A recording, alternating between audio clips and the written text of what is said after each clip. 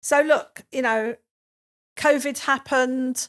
Lots of businesses went under. That would be a testimony to the resilience and how people behaved with each other and all sorts of things. And, you know, Ottolenghi has come through that and is, growing and expanding and, doing its thing.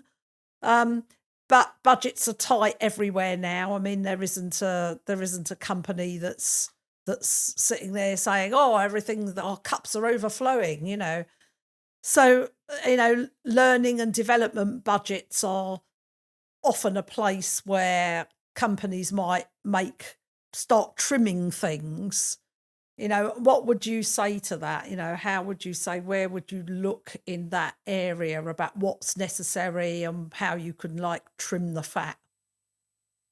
I think it's the wrong thing to cut, and absolutely not. Because if you don't give that training, you're not or be able to give the service, or the people cannot develop in their positions and give their best. So if you cut too much there, definitely not. I think, there are trainings and trainings. I think you look into the trainings that really give something back, and the trainings that we have with you will is just so much. um you can see, everyone who went through the training with you, it's just the communication is completely different. And it's important to invest in your staff, and the good ones, and the one who really want to take responsibility for what they say and what they do. They appreciate that, and I think it's important. And you win, if you have staff on the floor or in the kitchen that feel good about themselves, it just comes, and it's important. And we spend so many hours together.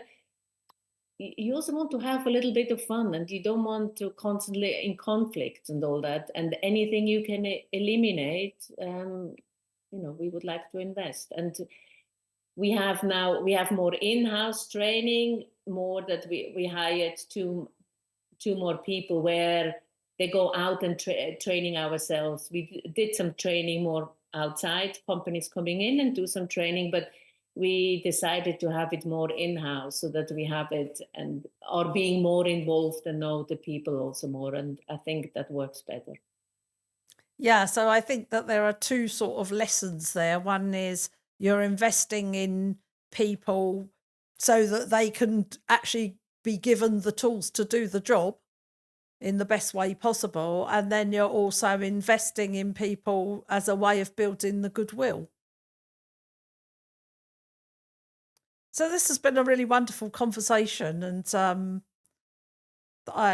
it's a really amazing insight into. I mean, you were there right at the beginning, and you've taken it all this way, and you're now, you're at the helm. A lot of people are relying on you. So I don't know if there was just one thing you wanted to leave for other people starting businesses.